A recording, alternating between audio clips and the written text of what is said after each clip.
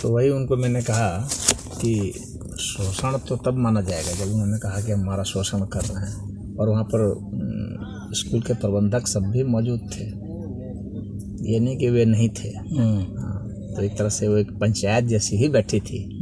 हाँ, तो 2-3 प्रबंधक लोग थे और करीब कहता है 20 के आसपास टीचर लोग भी थे और अन्य लोग भी थे जो मतलब बहुत मतलब नहीं रखते हैं उससे। तो वहीं पर यह बात उठी कि उन लोगों ने कहा कि गुरुजी देखिए, ये लोग जो हैं स्कूल वाले हम लोग का शोषण करते हैं। हम बताइए क्या होता है, किसी कोई 1000 में पढ़ा रहा है, कोई 1500 में, कोई 2500 में, जो अच्छे टीचर हैं वो पढ़ा रहे हैं, और हम लोग 1-2 दिन से नहीं, हम लोग कई वर्षों से पढ़ा रहे हैं। और चूँकि हम लोग पढ़ा रहे हैं तो ये लोग कुछ सोचते ही नहीं, जब तक हम लोग कुछ नहीं बोलते हैं तो ये लोग कभी उसमें बढ़ाने की सोचते ही नहीं। तो यही समस्या उसमें भी थी जो उसने लिखा, संजीव ने जो लिखा उसमें भी उसी समस्या का वर्णन था। लेकिन संजीव ने चूँकि मानवीय सहानुभूति के आधार पर लिखा था, और वैसा वे लोग भी मानते हैं जो ये कह रहे थे कि ऐसा होना चाहिए कि बढ़ा देना चाहिए। लेकिन कौन मानता है कि बढ़ा देना चाहिए? जो अध्यापक है वह मानता है। हाँ, अध्यापक। हाँ, समझे, मैनेजमेंट मानता है। मैनेजमेंट क्यों मानेगा? क्योंकि वो उनका एक बिजनेस है। आपको बिजनेस के नियम को समझना पड़ेगा, पहले अर्थशास्त्र को समझना पड़ेगा। हम मानवीय आधार पर बिजनेस को बिल्कुल नहीं कर सकते। बिजनेस तो बिजनेस के ही नियम से चलेगा, डिमांड और सप्लाई के, वो उसी नियम से चलेगा। सरकार है चाहे कोई भी हो, और अगर कोई संस्था हो, अगर इसमें किसी ने ज़बरदस्ती कृत्रिम रूप से कुछ छेड़छाड़ की तो अंततः वह चौपट हो जाएगा।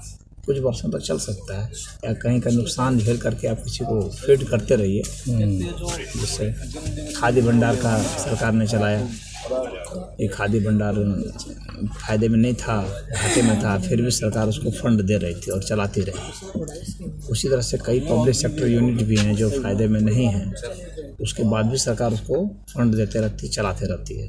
इंडियन एयरलाइंस, एयर इंडिया सबसे बड़ा एग्जाम्पल है। जो भी है, तो जितने भी संस्थाएं होती हैं उनको आपको इकोनॉमिक्स के आधार पर ले चलना पड़ेगा। तो यहाँ पर मैंने उन लोगों को कहा कि ऐसा है कि आपकी मांग अपनी तरफ से तो ठीक है, लेकिन आपके कर्म ठीक नहीं है। कहे कि कर्म कैसे नहीं ठीक है? मैंने कहा कि कर्म इसलिए ठीक नहीं है क्योंकि आप पढ़ाने को तैयार क्यों हैं? जब आपको भीतर से लगता है कि मेरा शोषण हो रहा है तो आपको तत्काल ही छोड़ देना चाहिए संस्था को। लेकिन या तो आपके पास ऑप्शन नहीं है तो आप लाचारी में पढ़ा रहे हैं, यानी आपके पास यही एक बेहतर ऑप्शन है। तो जब आपके पास यही एक बेहतर ऑप्शन है और आपके जैसे बहुत सारे हैं, तो जो प्रबंधन है वो तो सोचेगा कि मैक्सिमम बेनिफिट हमारा कैसे है, क्योंकि ये कैपिटलिस्टिक सिस्टम ऐसे ही चलता है, मैक्सिमम बेनिफिट पर चलता है। मेरा मैक्सिमम बेनिफिट कैसे है? तो सैलरी कम से कम दे करके हम मैक्सिमम बेनिफिट ले सकते हैं, उसका एक ऑप्शन रखता है। कुछ अलग बोल रहे हाँ, और बच्चों को तो आप लोग को अगर लगता है कि आप लोगों का शोषण हो रहा है तो आप लोग छोड़ करके किसी और स्कूल में जाएं या कोई और धंधा कर लें। उन लोगों का कहना था कि जो मजदूर है ऐसे मजदूरी करता है, वो डेली जो है 300 रुपये पाता है, 300 रुपये यानी 9,000 रुपया महीना पाता है, और हम लोग यूं ही नहीं पता कि ये भी 2,500, 2,000, 3,000 में है अटके हुए। यानी उनसे हम लोग बहुत पीछे हैं, क्योंकि हम लोग एजुकेटेड है। तो एक तरह से हम लोग एजुकेटेड अनएम्प्लॉयड है।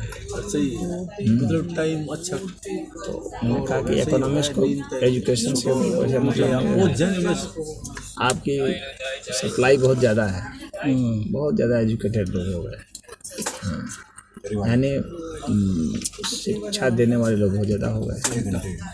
और मजदूरी करने वाले बल वाला जो काम है उसमें लोग घट गए, तो घट गए तो उसकी मांग बढ़ गई। एक समय था जब मजदूरी कम थी, इसलिए कम थी क्योंकि वो बहुत ज़्यादा लोग थे बल वाला काम करने वाले, तो उनको बहुत कम चढ़ भी सकते हम दिल्ली। अब जो है वे घट गए काम करने वाले लेबर से। वहाँ बहुत लोग पढ़ लिखने वाले जो है लेबर वाला काम नहीं कर रहे, तो उनकी मजदूरी बढ़ गई, बढ़ जाएगी। 300 ले रहे हैं वो 600 भी मांगने लगेंगे, देना पड़ जाएगा। लाओगे कहाँ से?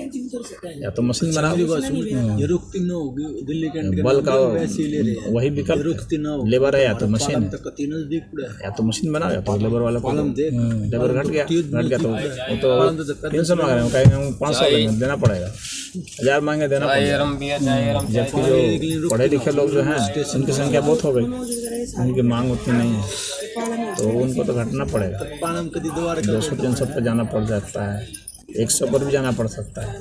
इसीलिए अगर आपको लगता है कि ये तो आप इसको छोड़ करके आप बेहतर है कि आप खुद मजदूरी करने लगे, काम कर देना है जब उसी की डिमांड है। मैंने रसिया का भी उदाहरण दिया था, जब सोवियत यूनियन टूटा था तो रसिया के जो साइंटिस्ट सब जो थे सोवियत यूनियन के, वो रसिया में जाके वो रिक्शा चलाना शुरू करती है। हाँ, है कि हम लोग साइंटिस्ट हैं, लेकिन जब पैसा ही नहीं मिल रहा है साइंटिस्ट के सबसे ज़्यादा पैसा रिक्शा पर चलाने में पा रहे हैं, तो क्यों ना वही करें, भाई परिवार चलाना। तो आपको उसका ध्यान रखना पड़ेगा इकोनॉमिक्स का। वहाँ पर तो कोई मरम्मत नहीं होती है, और जो लोग भी बिजनेस खोले हुए हैं अपने प्रॉफिट के लिए खोले हुए हैं, तो ये जो है समाज सेवा के लिए नहीं खोले हुए, क्योंकि अपना नुकसान करके वे जो है आपको आपके परिवार को नहीं पालेगा। उनका उद्देश्य आपके परिवार को पालना नहीं है, उनका उद्देश्य तो अपना लाभ कमाना है। आपका उद्देश्य अपना लाभ कमाना है। तो इन दोनों के बीच जहाँ समझौता हो जाता है वहीं कॉन्ट्रैक्ट होता है। कॉन्ट्रैक्ट तो इसी को कहते हैं। आपका जो हमारा मिलन जहाँ पर हो जाए, जिसमें आप राजी इसमें हम राजी, तो आप लोग राजी हैं, तो इसलिए इसको हम शोषण नहीं कर सकते। आप लोग जिस शब्द का प्रयोग कर रहे हैं वो शब्द गलत है, इसको आप कॉन्ट्रैक्ट कहिए, शोषण मत कहिए। शोषण तब माना जाता है जब ये बंधक आप लोग को बना लेते हैं, यहाँ मजबूर करते हैं, आपके बच्चे को बंधक बना लेते हैं, इसको नहीं छोड़ेंगे तो बड़ा। हाँ, तब माना जाता है कि शोषण हो रहा है, अत्याचार हो रहा है। नहीं हो रहा है क्योंकि आप लोग बंधक बनाए हुए नहीं, आप लोग अपनी मर्जी से पढ़ा रहे हैं। तो वो संजीव ने वो शोषण शब्द लिखा था उसमें, हालांकि मैंने कोई कमेंट नहीं किया, मैं तो खाली पढ़ा था, कि मैंने उस लेख को पूरा पढ़ा था। तो मैंने कहा चलो भाई कुछ लिख रहा है, ये करता लिख रहा है जो लिख रहा है।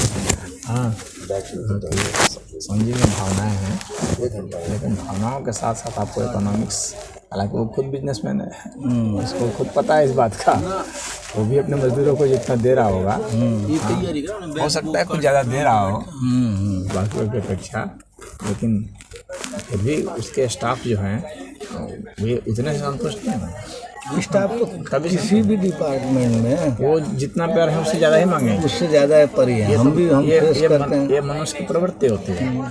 अगर आप उसको 10,000 देंगे तो 15,000 की अपेक्षा रखेगा, 15,000 देंगे 20,000, 20 से 30, आप जितना भी देते जाएंगे उससे आगे रखेगा।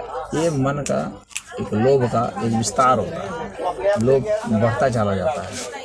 वो ये नहीं कहता है कि ये एकदम अंतिम हो गया, अब इससे ज़्यादा मुझे नहीं चाहिए, नहीं, ऐसा नहीं कहता।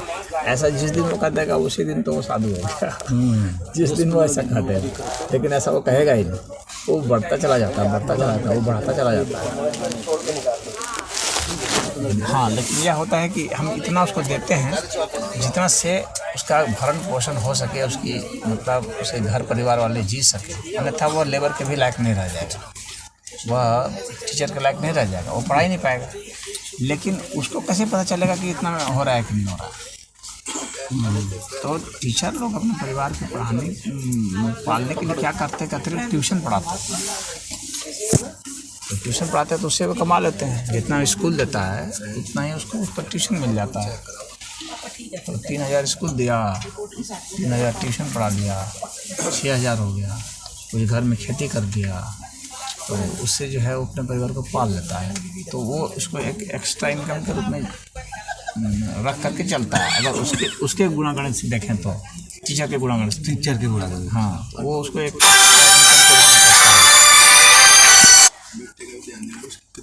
तो अब जो है उन लोगों को मैंने कहा कि आप लोग इसको, तो मैं नहीं समझता कि आप लोग सिर्फ इसी पर निर्भर हैं,